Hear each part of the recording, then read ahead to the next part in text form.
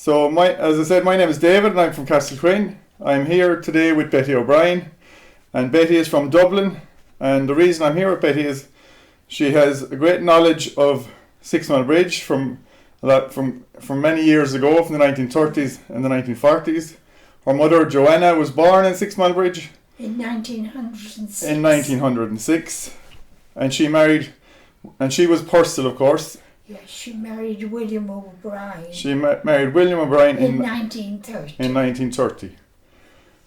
And I suppose your full name is Sarah Elizabeth.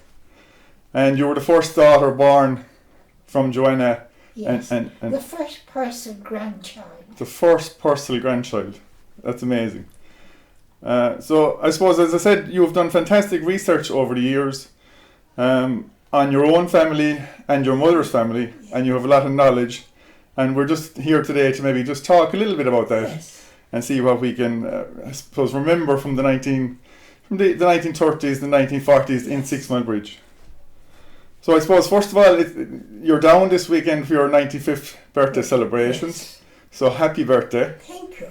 And what does it feel like, I suppose, to be 95 and to have lived such a good and healthy life? Have you any tips for people to live to live a good, healthy life, I suppose, before we start? I'd say early to rise and early to bed. Okay, that's a good philosophy for living a good life. Yes. Well, congratulations, as I said, anyway, in getting to 95. So I suppose when you were growing up, you spent summers in Sixmilebridge in the 1930s and the 1940s, and I suppose Mount Ivors at that time, or Castlequin, where the Purcells were living.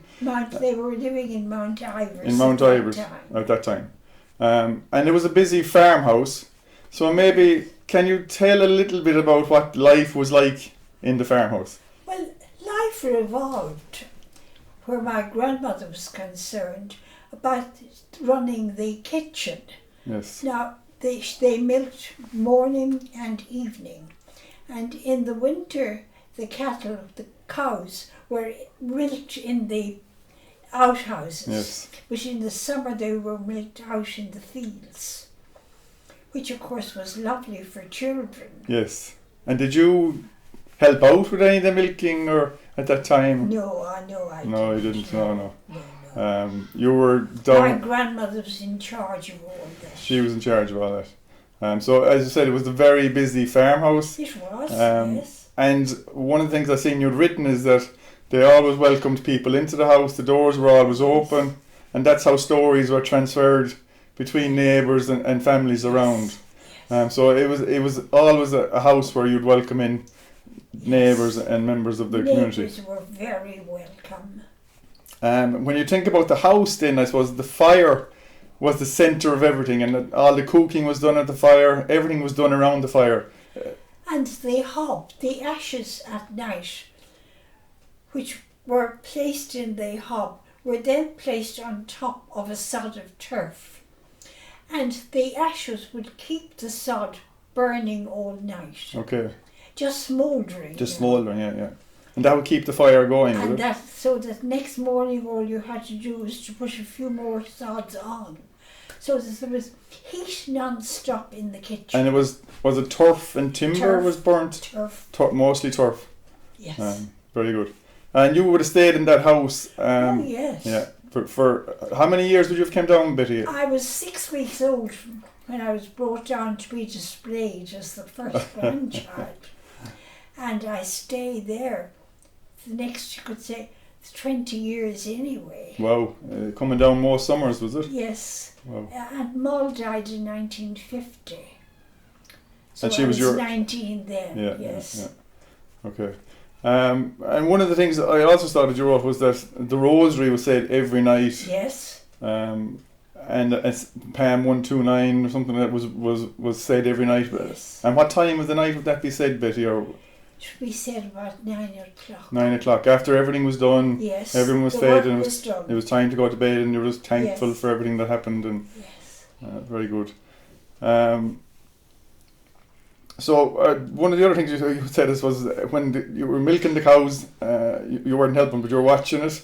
And then they turned that milk into butter on the farmhouse. Yes. So do you have some memories of that process? I have, of course, in the churn. Yeah. It was a churn which Granny always brought in from the dairy to the kitchen when she was churning.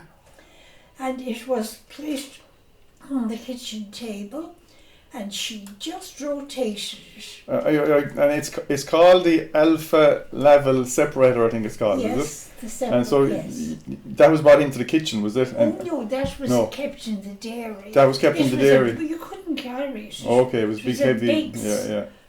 Machine. So they churned the butter out the milk out there into butter. They divided the milk into the cream from the milk. Okay, yeah. And it was the cream that was turned into butter. Okay, very good. By Granny.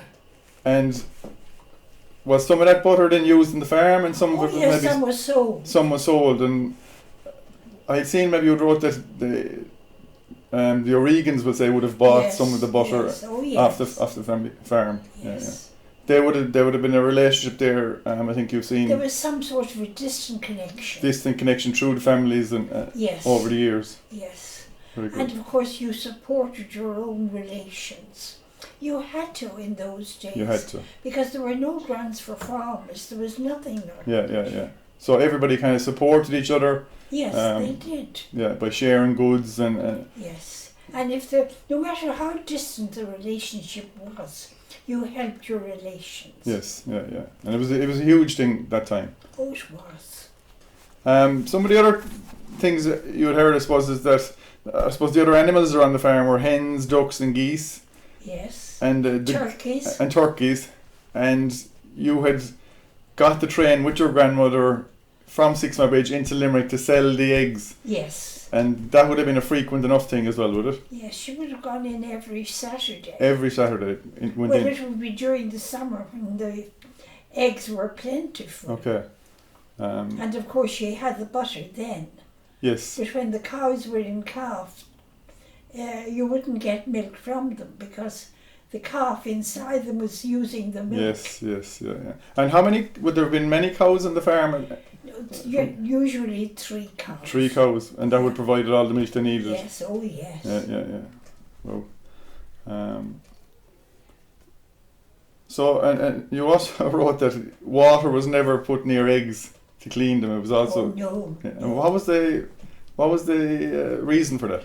I've no idea. You don't know, yeah. It's just interesting to read. You had wrote that. If there was stain on the egg, it was cleaned with bread soda. Okay, yeah. Never washed or.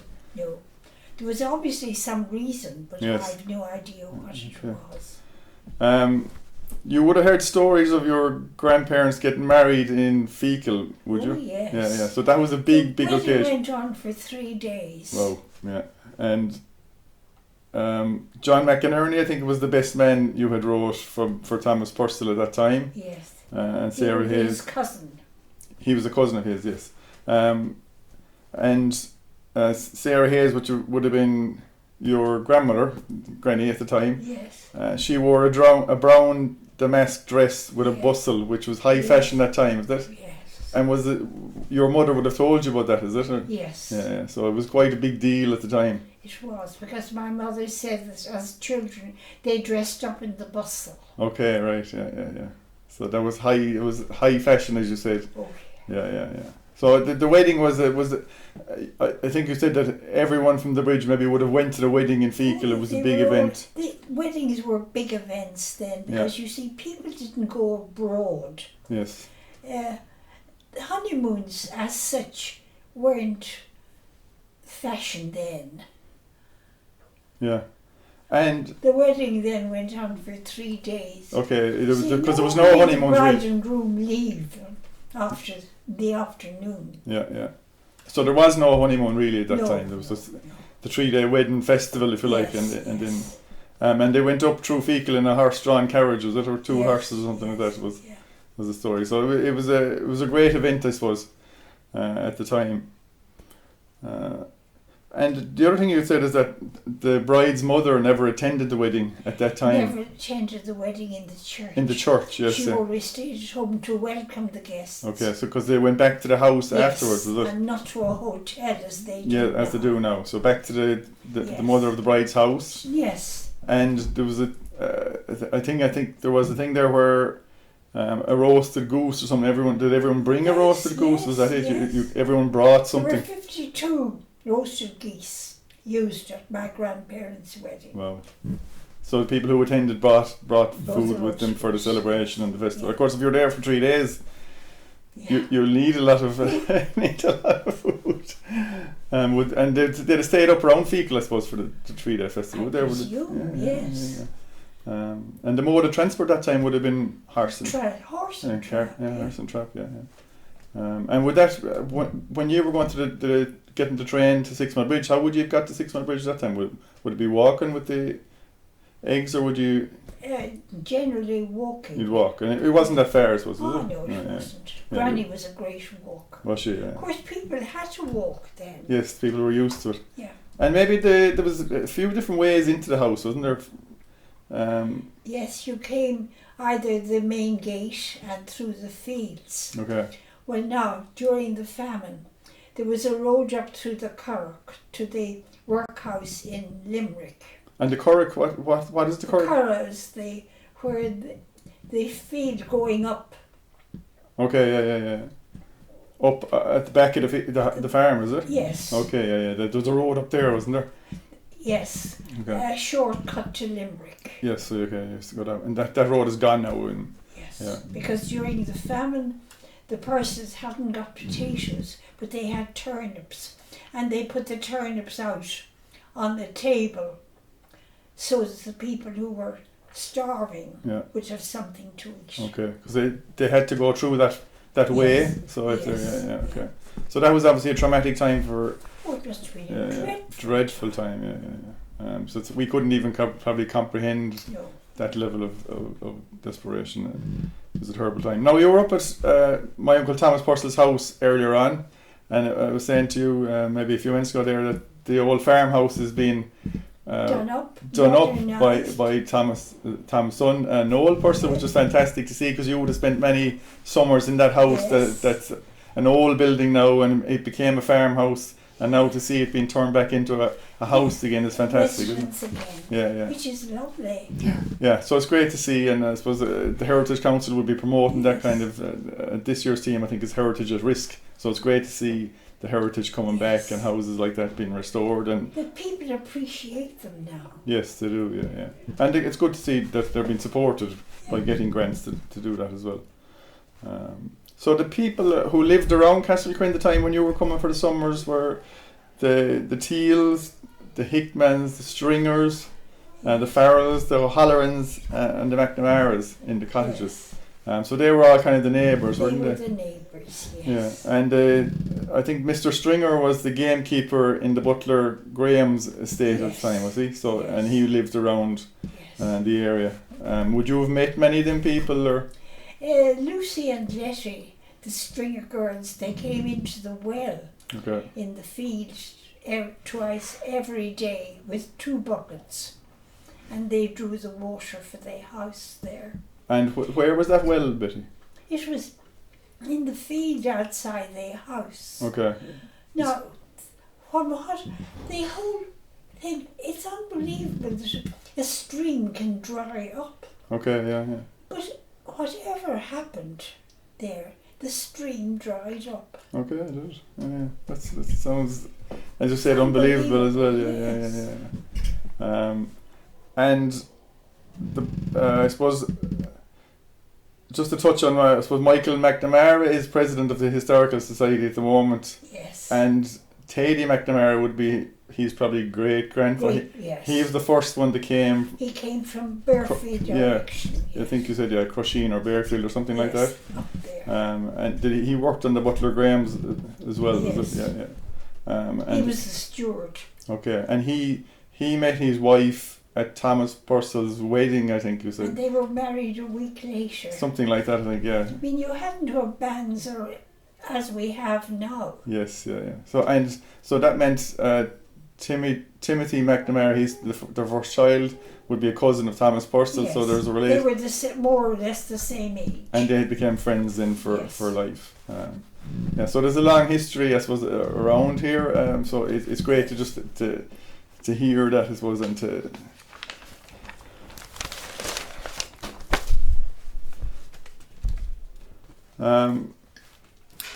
You said, I suppose your grandfather was from when you know him, Thomas Purcell was blind because of Yes. cataracts, I suppose, He which had is. cataracts, white cataracts on both eyes. Okay, yeah. But now they would be taken off today very quickly. You Yeah, wouldn't yeah. even be kept in a hospital overnight. But in those days, people weren't health conscious as they are now. Yes, yeah. Just old people went blind. Yeah, and they just thought it was just something that was happening and they Yes, didn't know. yes. And I remember I read that you had wrote that I think just before he died, a ewe had 4 lambs, and he Yes. had said if a ewe has 4 lambs, that there'll be a big change coming in the next 4 Yes. weeks, Yes. and he And was he right, had died. and he was right because he died shortly after that, which was I suppose a strange coincidence, I suppose, or something that he had said and it came true. The other thing maybe is that this is up in the land now that Tom has bought over the years is the Kylene, the children's grave. Yes. And your aunt is in that, Yes. and it was sad, I suppose, how she came to be in the Kylene, because she was actually baptised, but the person, Mrs. Stringer, was it that baptised her? Yes. She was a Protestant, Yes. and the Catholic Church didn't recognise that. Well, now they would. They would now, okay, yeah. But at that time they didn't. Yes. So, and I suppose there's many other children in that grave Same reason. the same probably, reason, which yes. is it's just kind of tragic. It's dreadful Yeah, it's that dreadful, we were yeah. so unchristian. Yeah. Mrs. Stringer was a really good woman. Yeah. No, it's dreadful, as you said. You're right. It is dreadful. Like, but it's I suppose it's part of The setup. the setup at that time. And you would have known, I suppose, the Butler Grahams, some of the children up there at the time, would you? Or were they weren't children, I suppose, when you They were. weren't children. Yeah, they weren't children. No, Yeah, they yeah. were old. They were old when you. Okay. Yes. And the like at one stage, I think I read in 1870, they owned like 12,000 acres around County Clare. Yeah. But I suppose by the time the 30s and 40s come, most of that was The Land Commission took an enormous amount. Yeah. Now, I'm sure they were paid something, yes. but I would have no idea what they What? were Yeah, paid. yeah. And you would never have spoken to anybody about that, or any of the Butler Grahams, or you didn't really meet them, Betty, did you? Or? I met Miss Graham once. Okay. I brought Sadie Cooney up there to buy strawberries. They sold strawberries Okay. for 2 shillings a punch. Oh. And Miss Graham was talking to the child and gave her a carnation. That's the only contact I had with the Butlers. Okay. And do you remember? You obviously remember the house that was there, the Castle Green House, do you? Yes, Because it was such a big house, and But I was never in you were it. never in it. It was a shame that it would. I know it was a difficult time, so they were taking land back and everything, but Yes. it's a shame it was knocked because Oh, it was a shame. it was a fabulous It would house. make a beautiful hospital. Yes, yeah, Or a yeah. hospice. Yes, anything, yeah, because of such. But the country was so poor in the 1950s. Yes, yeah. You yeah. can't imagine how poor it was. No, it's transformed in the last 100 years. But it was a shame that house Was not. was knocked. Yeah. So you've travelled the world also, following your family heritage, Yes. both in the Purcell side and the O'Brien side. Yes. And you found relations in Australia and America, Yes. and you still have connections with them. Yes. Do you have any good memories or any special memories about them, No. finding them? Not in particular. Well, Apart from the nice to travel around to the countries, I suppose, is it? I went into the Heritage Centre in Sydney, and it was there that I got the details of the Purcell who went out on the boat in 18 something. And from that I was able to trace him, Okay. and then got his death certificate. And they told me there, well, chance it, just phone up. And I did, and I got the You Purcells. found the Purcells in Australia, which was amazing that time when you went on the boat. Obviously, you would never be seen again. Oh, never. Yeah, never. Yeah. And people didn't seem to hold on to the letters, even if they got them. Even if they got them, yeah. They didn't seem to realise the importance. Yeah, the historical significance of getting them Yes. as well. Yeah. Because I presume there would have been many letters coming back. Oh, there must have been. And some would have emigrated to America as well. Many would have went to America Yes. at that time. So we probably have everyone in Sixmilebridge has relations all around the world, I suppose, from that Yes. time, from travelling around. Of course, there were no telephones then, No, there wasn't. you see. Yeah, there was no. Communication was difficult. Yeah, it was. Yeah, there was nothing really. Sure, was there? It was really the letter was the only way, or the postcard, as it's was the only way of letting people know. Yeah, very good. And the Purcells came up from Sharini up to Yes, in 1800. in 1800, so it's a long time ago now, I suppose, when you think about it. But and then there was Thomas Purcell, and then there's been three or four Thomas Purcell And since you then. see, it was only in 1828 that the Catholics were recognised as citizens. Okay, Up to that, they were nothing. they weren't allowed to vote, or no. no. Yeah, citizens is a huge. That's a huge. Oh, it's a great thing to be a citizen. Yeah. To not have that recognition before that must have been very, very difficult. Yeah. And obviously the landlords had to collect the taxes, as they call the tithes register, wasn't it, at the time? Yes. And I presume, like, would the Purcells have owned the land or were they at some stage renting the land off the Butler They Grahams? were tenant farmers, as they were called then. Okay. And They paid rent. would it have been to the Butler Grahams the rent would have been paid, or? It was, yes. And the Iverses also had a lot of land around as well, Yes, they didn't had. they? Yeah. And they were kind of in between both the states, I suppose. Or Yes. They rented the land from the Ivers. And then when 1950 the Land Commission took over a lot of Butler's land, they got the field back. okay, yeah. Aided by James O'Regan, who was most anxious that the person should get that Oh, field. was he? Okay, yeah. Yeah. Because as you said, there was a connection there. There was, yes. Down through the years in the Yes. families. Yeah. Oh, the family connection was very important. Very important, yeah. Yeah, for sure. So now we see the world has changed so much now. It's hard to Yes. remember, but it's important to look back and reflect on what how life was and how it's changed. And we said, and protecting our heritage is important as well. Yes. So, was there anything else I wanted to ask you? Your sister Aunt Sal would have went to England as a nurse, and I My saw aunt, your aunt. Sorry, Yes. Yeah, your aunt Sal, Sarah Purcell, Sarah Purcell, went to London, and I saw she was in the went to Yorkshire. Yorkshire, was it? Yes. And You see, she wanted to be a nurse, yes, but nursing had become fashionable after the 1914-18 war. right. The British royal family were involved in nursing, and as you know yourself, anything the British royal family does immediately becomes fashionable. Yes, yeah.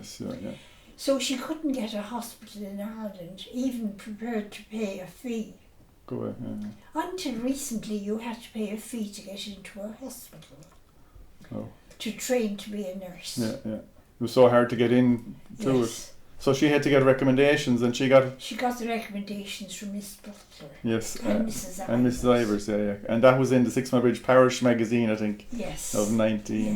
1993, I think, or something like that. Yes. So yes, it was very interesting to see it, and what she had to do, I suppose, to get into the nursing. Yes. Was as you said, it was very hard to even get into it.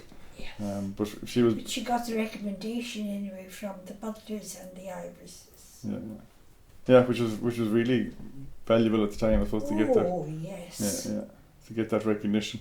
Yeah. So overall, I suppose the farm life in the 30s and 40s was difficult, but it was a happy house and there was lots Oh, to it do. was a very happy house. And I suppose there was lots of activities, and there was lots of animals and pigs and hens and cattle. And the pigs had to be fed every day. Yeah. What do you remember about the weather at that time? Do you think it was, in terms of what it's like now, or? I really wouldn't. Yeah, you didn't notice any much different? No, or no. It was like. Basically, it isn't that much different. No, it's not. Apart from that, we've heat now we never had. Yeah. But this is a recent thing. It is really recent, yeah. Summers were like they were all the time, I suppose. You get rain, you get wind, and you get the sun, and we always got enough of everything to manage to keep going. But I do remember the start of Shannon Airport. Okay. My mother brought us up to the hill, and we saw 3 little planes take off. And that was the beginning of Shannon Airport. Okay. And of course, Brendan O'Regan from O'Regan's Pub was heavily involved in. Yes, he was. In Shannon Airport and development of Shannon and other great things. He was great what he did. Yeah. So he's been remembered fondly for that and very recognised. But he deserves to be remembered. Yes, he does. Yeah. Okay. Is there anything else, Betty, you want to? No. So thank you very much for agreeing to do the interview, and I hope the members of the Sixmilebridge Historical Society enjoy listening to this interview. Okay, so thank you. Thank you, Betty.